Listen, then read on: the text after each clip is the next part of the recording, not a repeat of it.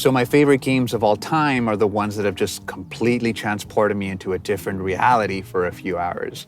And whether it did this through just great world building, some fantastic storytelling, or just because the gameplay itself was so good, I've also noticed that a lot of them have been indie games. And that's actually where this video starts. I was browsing indie game Twitter, of all places, and I stumbled into a post that just completely stopped me in my tracks. And it showed me the possibility of something that me and about 150,000 other people didn't even know that we wanted. I wrote down a description here. It was a simple video loop.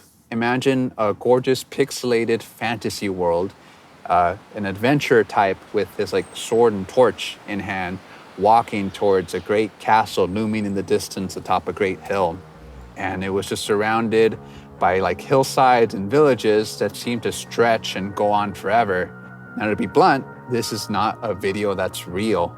And yet it still somehow had like this allure, you know, like of adventure and exploration that just beckons to the very core of my gamer soul. And it was captioned with just 3 simple letters: on my way. So fantasy and video games are like, they're one of those combinations that are just so natural that I think gamers love them like as separate things and also together. You know, they go together like like peanut butter and jelly, or cereal and milk, or Chris Tucker and Jackie Chan in a buddy cop trilogy. Honestly, I think since like the earliest video games period, it feels like developers have just taken cues from things like D&D, science fiction, fairy tales, Gothic literature. I think that we as gamers by default have like an appreciation for all of these things, just because that's, you know, whether you want to call it an influence in our game or just something that's so like baked into the DNA now of gaming itself. I think early game development, their influences has become something that helps us get sucked into these like fantasy worlds, you know? And I think that's really what most games set out to do, is to just get you into their worlds for a few hours, whether they do that whole fantasy vibe thing or not. Now, I'm gonna be honest with you, this is going to be a video talking about artificial intelligence. So if you let me take a cue from science fiction for a second, obviously it's become a big topic, and you know, how is AI going to affect our real lives, our society? And it's a little bit complicated. My relationship with AI, I'm a musician, and I think it's easy to see why this world of AI generated content is something that's making people like a little bit anxious. I see my fellow musicians get told that they're going to be competing with like fake pop stars on like streaming services, and you know, who can compete with that output? Or I see musicians get told like, hey, you need to be posting on like things like TikTok to get noticed, which has also already been inundated with AI content. So I think it totally makes sense that if you don't have a like healthy mindset about your art in this new world, it's easy to feel discouraged or overwhelming. And like, I can't fault anyone for that. Which is to say, I'm not a game developer, but I am a lifelong creative. So I think that's kind of like the angle that I wanted to come at this video. I just love video games, you know, and I like talking about them. So I guess like those are like the closest things I have to credentials overall. So I'll do my best to talk about these games and AI and everything else. Like, it'll be well-meaning, but it comes from like an amateur perspective. So I think that this AI video is going to help us understand what the future of gaming could hold. And I think I wanted to get into first as to why I believe it resonated with so many people. So the first one being, I think the promise of, like, again, being transported properly into a different reality has been something that gamers have wanted for forever. But it's kind of like, realistically, how do we achieve that, you know? Typically, for example, if you talk about walking around in a world, like game developers will use certain tricks in order to make sure that the world still feels huge, but that, you know, you're not being bogged down by like a bad frame rate, or like the game itself is still running really smoothly, you know. They'll use tricks where like they'll only render the world like based on what the player can see, or like maybe just a small chunk around your character, it gets loaded, or just straight out whatever's far enough from you, like little buildings and stuff like that in the distance, gets rendered with a lower polygon count and a lower texture, so it doesn't have to use as much processing power to render those things. There's all these like considerations that you have to take when you're generating these worlds. And they have tried generating infinite worlds, you know. There's games like No Man's Sky, for example, that didn't have the best start, But that was kind of the idea, right? Is that you can explore an infinite galaxy. It just turns out that the execution of that in reality is just not as interesting as what we imagined in our heads. So the idea that we could maybe use artificial intelligence to achieve that, it doesn't feel like it's so far-fetched, you know? And I think in this video, you kind of get a vibe of that. Like, it really feels like when I was looking at it, like there's all sorts of spots in just that short clip that like, hey, I think I could go to all of those places. And I think a lot of games is smoke and mirrors, and it is just tricking your imagination into believing that you can. But I think part of the allure here is that this feels like the first preview of a game that could honestly deliver on that promise. I think the other half comes down to you just have to understand gamers' love for pixel art, especially if you grew up in the 90s and times before that. There's all these tricks like that artists had to like figure out in order to overcome technical limitations of the time. So obviously, you think back like Atari age and stuff like that, like like the pixel art had to be rough back then. But as technology improved and artists were able to convey more information, it was on them to also figure out like, hey, like the console can do this. Like, for example, certain consoles can only display X amount of colors on screen at once. And so they would get like a limited palette of colors to work with. Like that could be displayed all at once. Or take into consideration like the CRTs that I grew up with. So your display back then was not the same as like the HD displays of today's. And so you could either like use that to your advantage with like techniques like dithering, which let you blend colors and I think sometimes even achieve transparency with your pixel art. Make compromises in a sense, like every pixel on the screen that you placed, you had to take into consideration, like had to convey a lot of info. And so sometimes things got left out.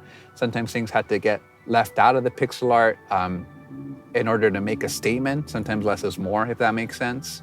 But in any case, I think the best example of what shows this off, there's this website that I love featuring artwork by an artist called Mark Ferrari, which is a guy that worked on just tons of like fantasy art, but especially pixel art from 90s video games. I think he worked for LucasArts.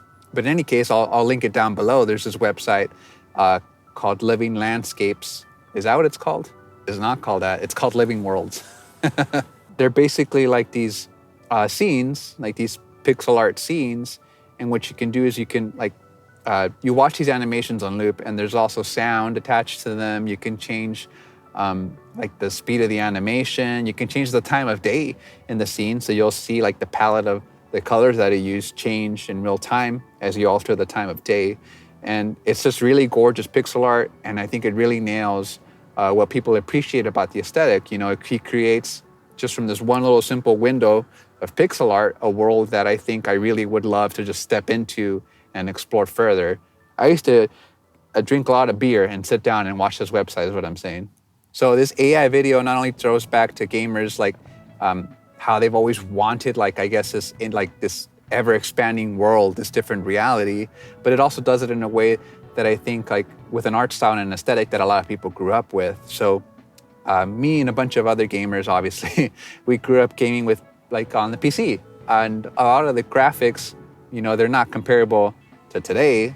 I mean, let alone to just 3D graphics that started showing up in the 90s and the early 2000s. But despite the simpler graphics, the one thing that they would always deliver on was an epic adventure, like a lively world to explore, the freedom to take everything in on your own pace.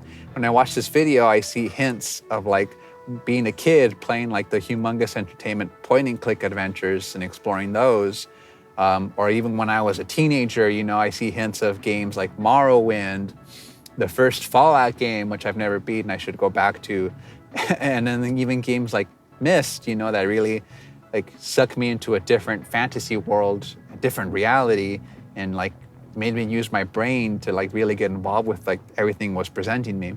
Heck, even as I'm scrolling through the comments of this Twitter post, I see a couple of people even talking about that Living Worlds project I was talking about. I see Mark Ferrari's website on this.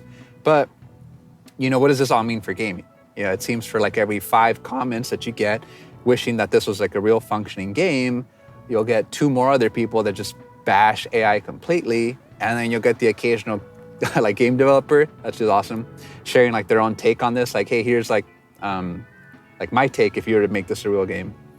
And it feels like the actual video feels like this, like, you know, like those cardboard cutout storybooks where everything just, it feels like a flat surface, but everything pops out still somehow. It got me thinking into too, like, is it really possible to make like game like this now with today's technology? In this video, I don't plan on taking like any hard stances on AI, but only in the sense that I wanted to talk about what it means for games in the future. You know, I could tell you on a personal level, I'm not a fan of how these AI models are trained on other people's work without their consent. Like, I don't think that's cool.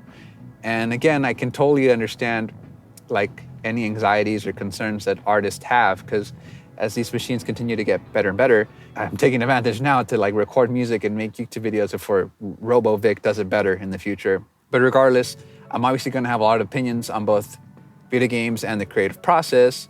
And like, I think I just wanted to start like where I could definitely see artificial intelligence helping a lot with the grunt work in creative jobs, you know? So a good example is like the thumbnails that I make for YouTube. I use a program called Affinity that lets me use this feature called auto select. So basically by taking this little brush, it lets me select either like an object or a person or some type of subject in the image, and it makes it so much easier to cut them out versus like 10 years ago having to manually use the lasso tool in Photoshop to like outline a person or a thing. It just saves time, tons of time. It makes it way easier to just keep the creativity going, if that makes sense. Or heck, if you take even like the, like when I record music in my car sometimes, one of the first effects that I'll go to if I'm doing like say vocals is like a noise reduction plugin, you know? So that makes it so that when I record vocals, you don't hear as much hiss and like unwanted background noises.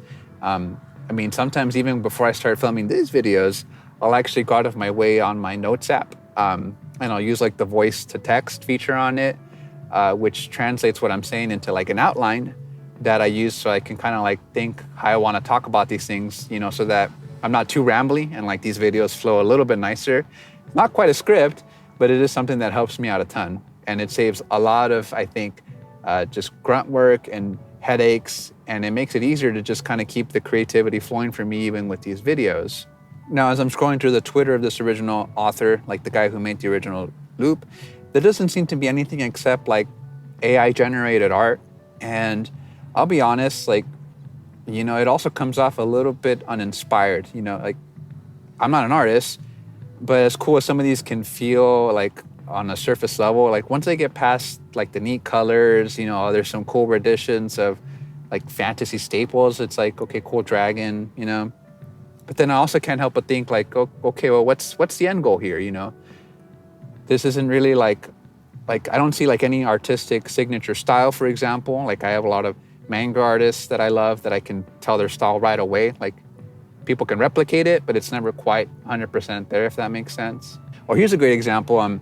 The card game Magic the Gathering, that's a game that basically brings, it's not just one artist, right? Like it's various artists and they bring them together to build one cohesive part of their world. Each set is a new expansion. It's not just like drawn by one person, but everything feels like it has purpose, design, in the sense of storytelling, you know, like it all comes together as one cohesive thing, which is to say, I think an AI algorithm honestly can only make things based off of data, based off of what's established. At least at the time of recording this, maybe it's all crazy and stuff 20 years in the future. I say that in the sense that AI does not run into any of like the things that we run into, which is say it doesn't run into anything that's human error. It doesn't run into happy accidents. And it doesn't run into even like any of like the rabbit holes that like us people might go down when we're working on a creative piece, you know, like exploring different possibilities that maybe like we'd only consider while making something. You know, someone typing into a prompt, I think, is allowed to escape like this very crucial part of the creative process. They're allowed to like avoid the mistakes and the errors and the blood and the tears, which I think is arguably even more important than the finished product itself, you know. You don't get the journey along the way when you use AI and rely on it to do the entire thing.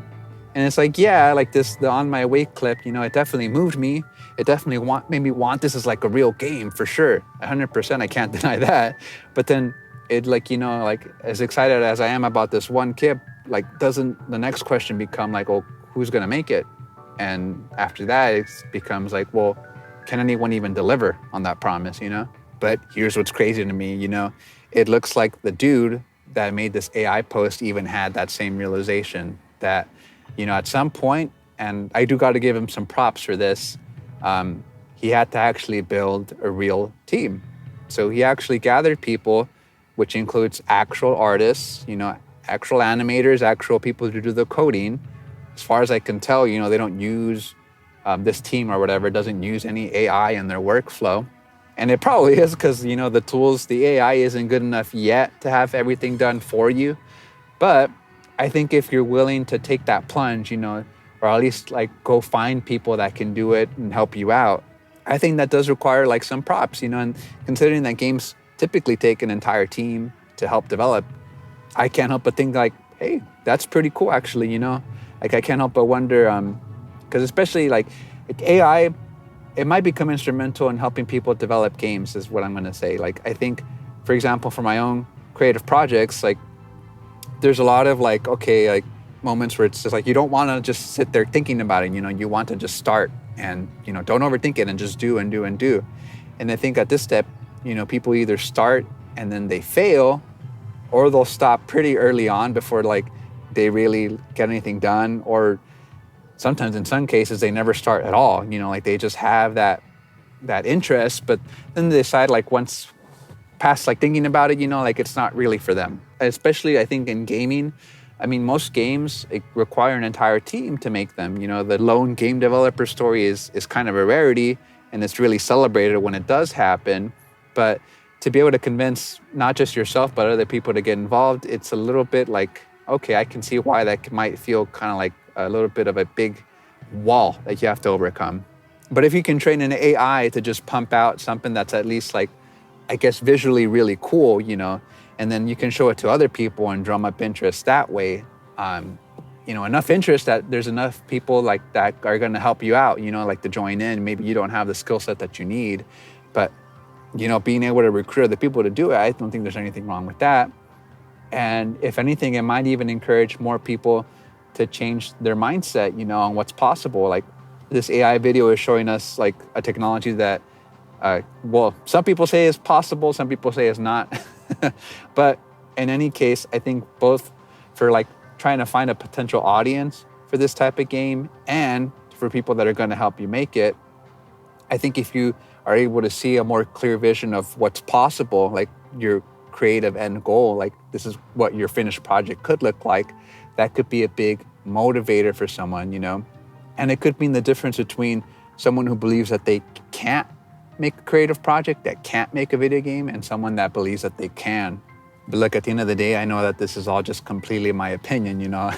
As I'm sitting here again, just scrolling past this guy's like AI-generated artwork, I still don't feel like I get anything satisfactory from it, you know, that I would get from like other art that I see. And I think to me, it's because, you know, art is a medium to facilitate a story. So like tabletop games and video games, they'll use mathematics and game design in order to facilitate the story that those things are trying to tell.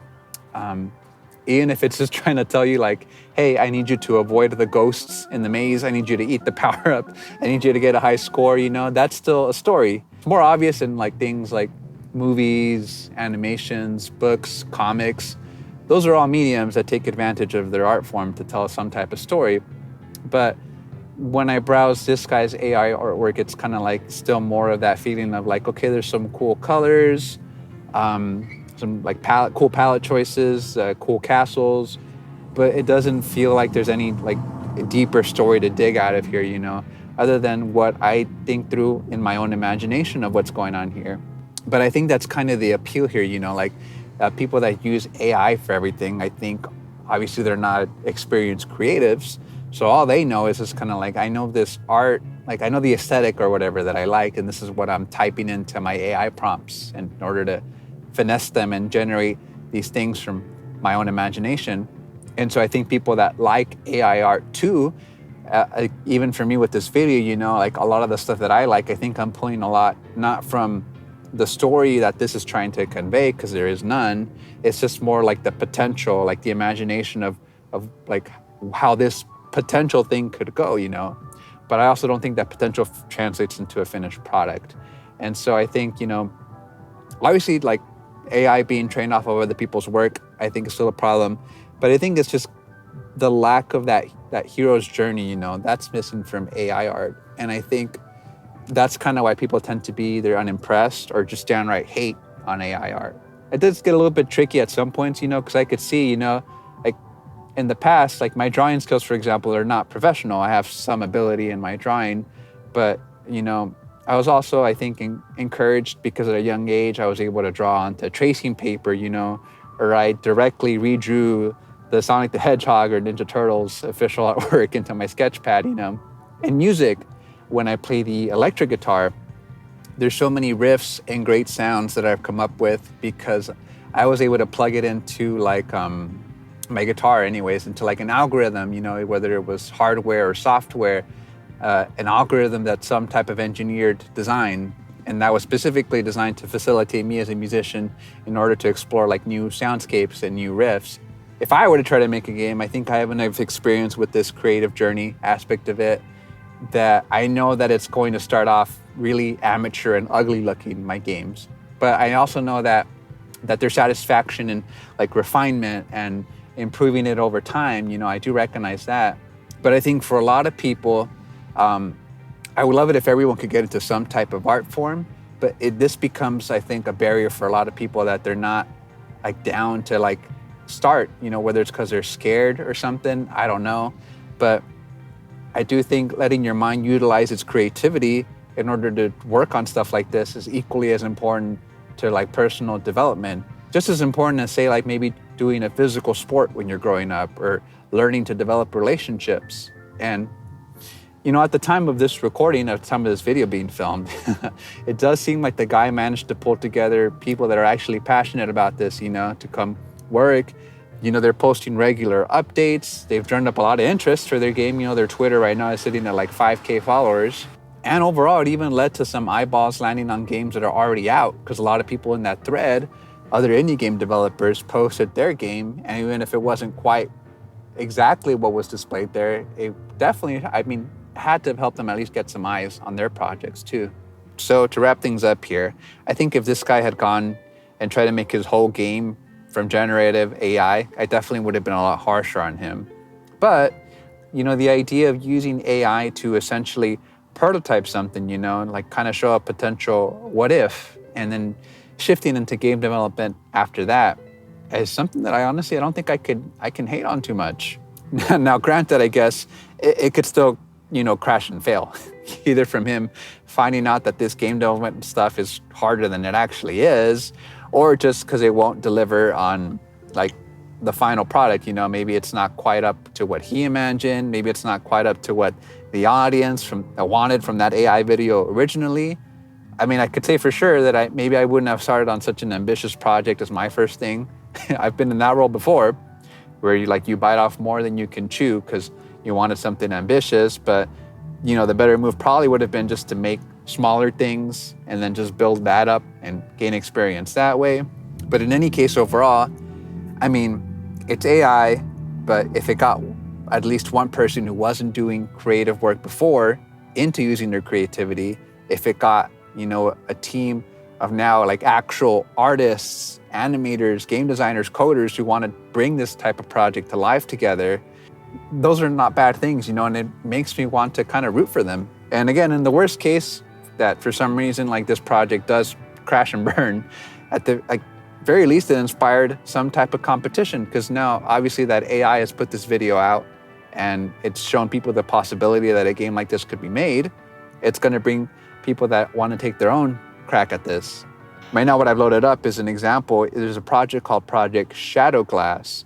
And obviously, like, it's not the original team. Like, there's a certain vibe in the original AI video that's not quite matched here, but I'm gonna be honest, I'm more excited for this team's take on it than the original team is.